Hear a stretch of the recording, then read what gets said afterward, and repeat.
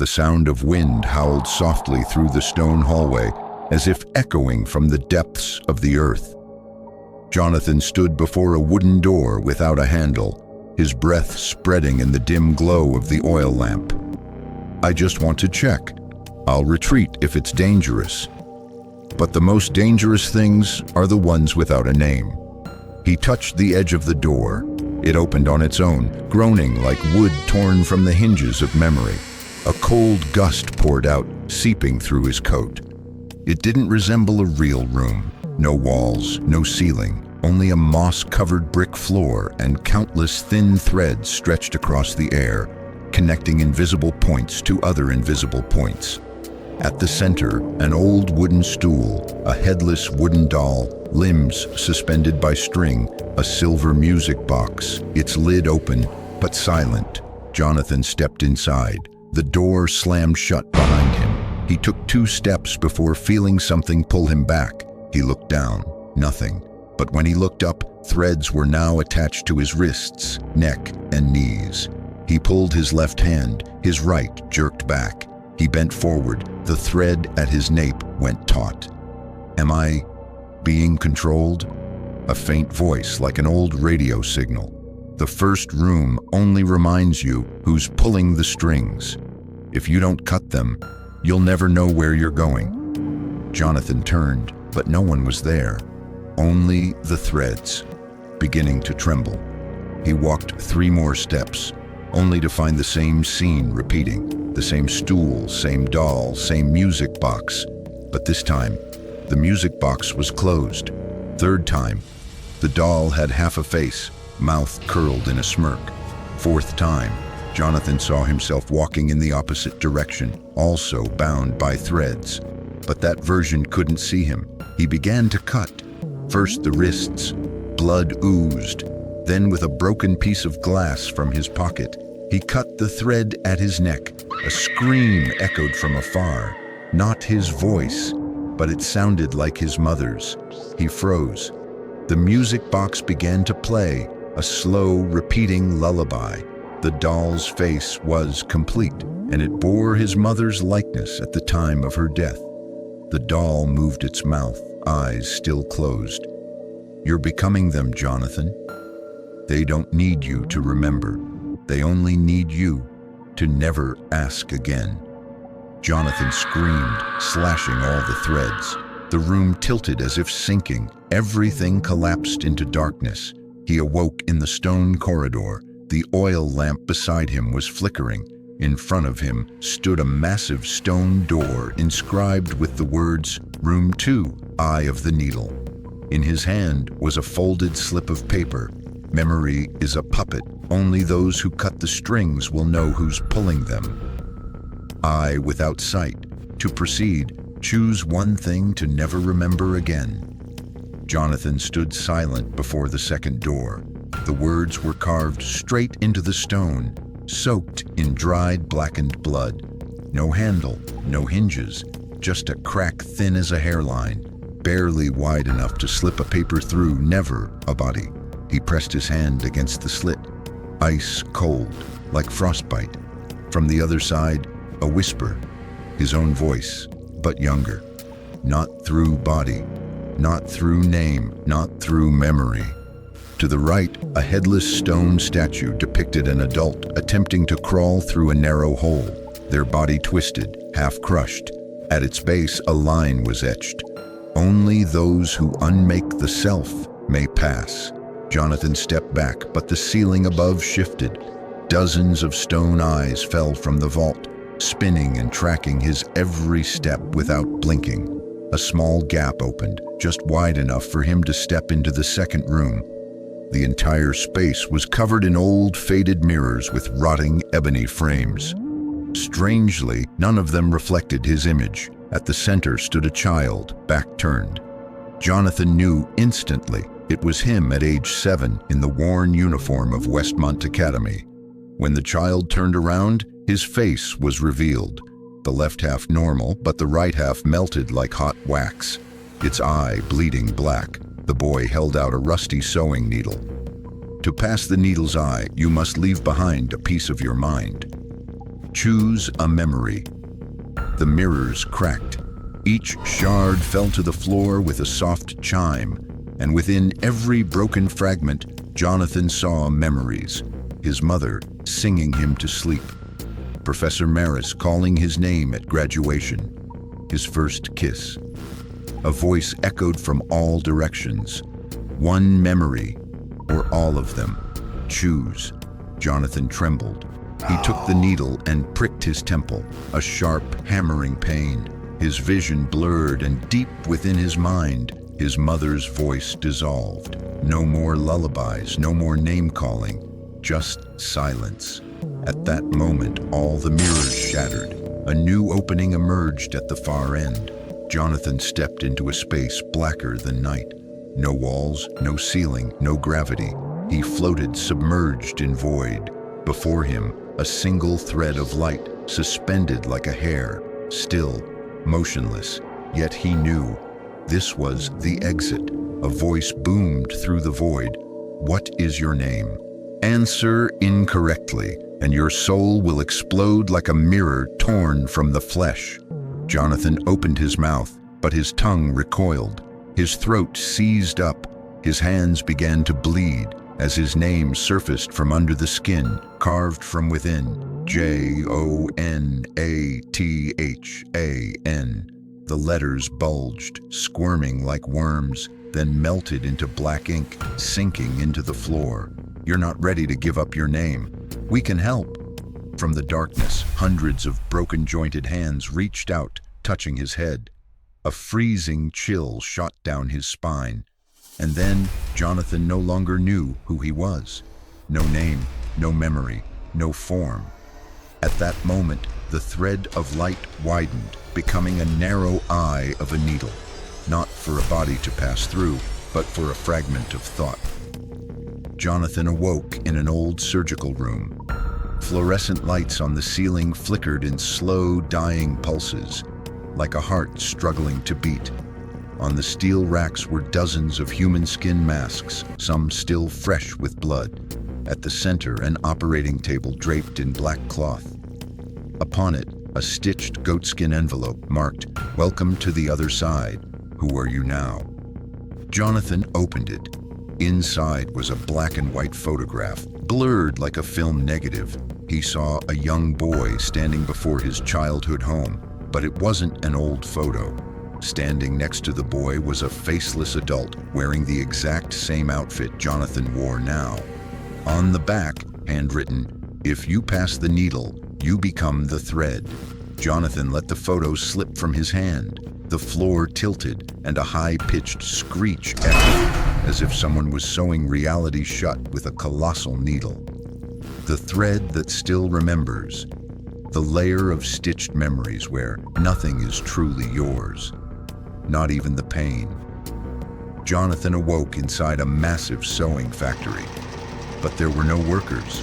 Only automated sewing machines clattered away in manic rhythm.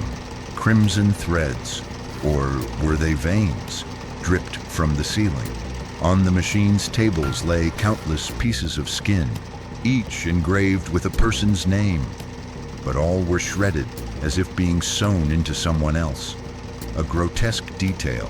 Beneath one machine, Jonathan saw an arm sewn tightly into the floor.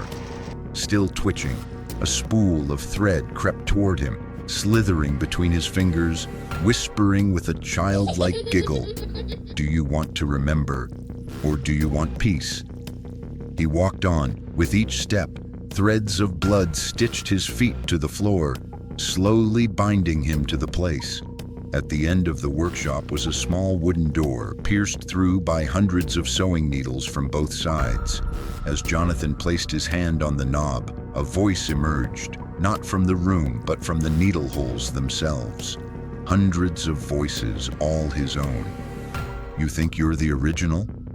No one keeps all their memories after this place. I was you once, but I remembered something you forgot." Jonathan collapsed. The voices buzzed in his mind like a swarm of flies in an empty skull. He vomited, and out came a slip of paper written in his own handwriting. "If you still remember it, No one's dared to stitch your heart shut a second time. But he didn't remember what it was. He passed through the door, into a decaying puppet theater. On the stage stood a puppet dressed exactly like him, suspended by threads of blood. Every time Jonathan stepped back, the puppet did too. When he spoke, it mimed his words, but the voice it emitted was his mother's lost lullaby. Shh, Jonathan, don't cry anymore. You were never real, you know. He screamed, throwing a rock at the puppet. It shattered, revealing a fetus inside. Its face aged, its eyes wide open, blinking rapidly. Behind the stage, a small door creaked open. On it read, "Room 3B, only the piece that hurts goes through." Jonathan stepped into sub-room 3. There was no light. He saw a surgical table in the darkness, and something on it, convulsing. It was his own heart, suspended in midair by black threads sewn from every direction. On the surrounding walls, enlarged photographs of memories. The time he was locked in a dark closet as a child. The day Professor Maris rejected his first thesis. A woman he no longer remembered, walking away with eyes dried from too much weeping. His heart whispered, "I don't belong to you anymore. I once belonged to the real Jonathan, but now you're just a fragment. If you want to go on, you'll have to stitch me back in yourself." Jonathan found a needle and thread nearby. His hands trembled violently. Each stitch brought back a painful memory, but out of order. He could no longer tell what was real, what was false.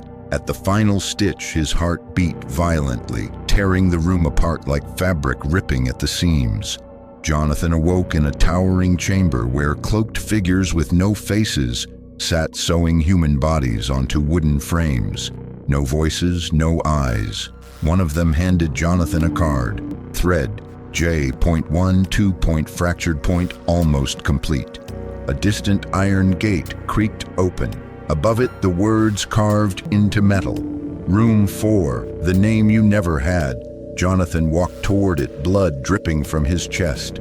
On the black thread sewn into his torso, a new character was forming, not from any known alphabet, but something older, as if it was being written in the blood of someone who never existed. The name you were never given, where truths too fearful to be spoken are stitched beneath the surface of blood. The iron gate closed behind him.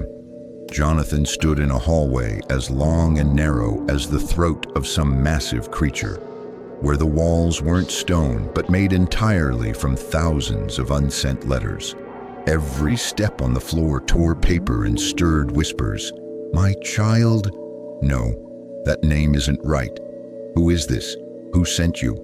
He looked down. Beneath his feet were blood-stained scraps of paper, each scrawled with names, but none were his. One letter stood out, written in trembling ink. The child never born. No one named it. No one wanted it to exist. The walls began to crack. Behind the letters were stitches, as if this space had once been torn open and sewn shut again.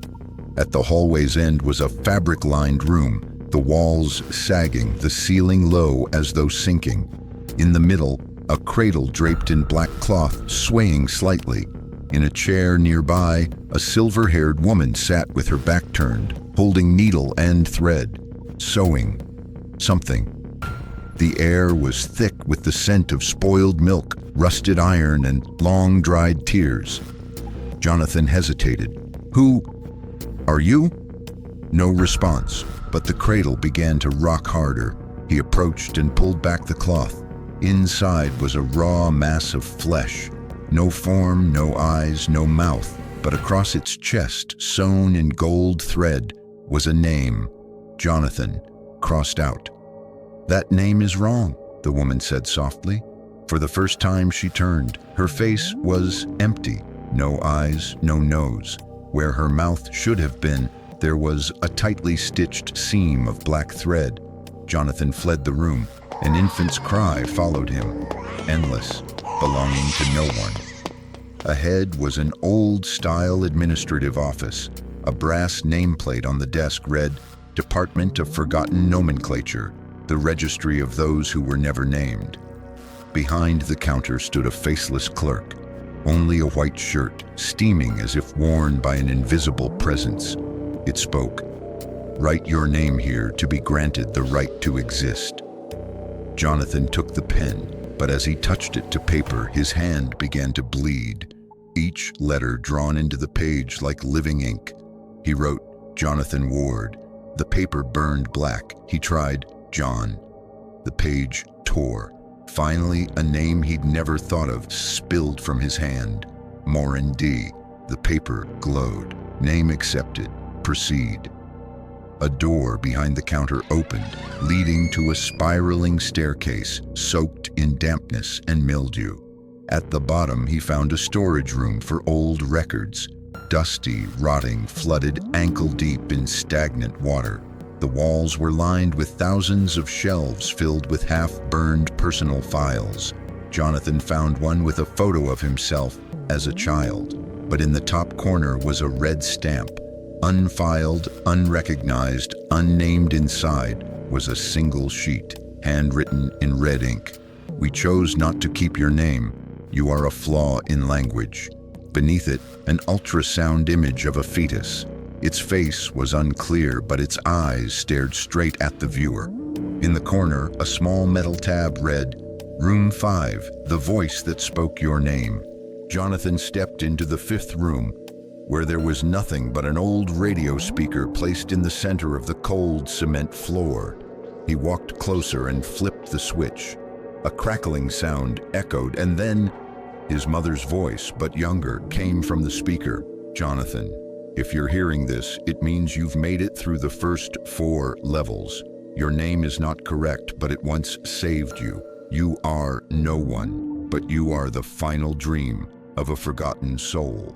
Your true name cannot be spoken." Jonathan dropped to his knees. The voice continued, "If you wish to reclaim your real name, you must do the one thing every soul fears most. Call yourself by the name no one accepts." The door behind the speaker creaked open. Beyond it was a wall of black glass, reflecting an image, not of him, but of a creature whose face was stitched together from hundreds of other faces, ends with a line appearing on the mirror. "Next room, the hole in your voice."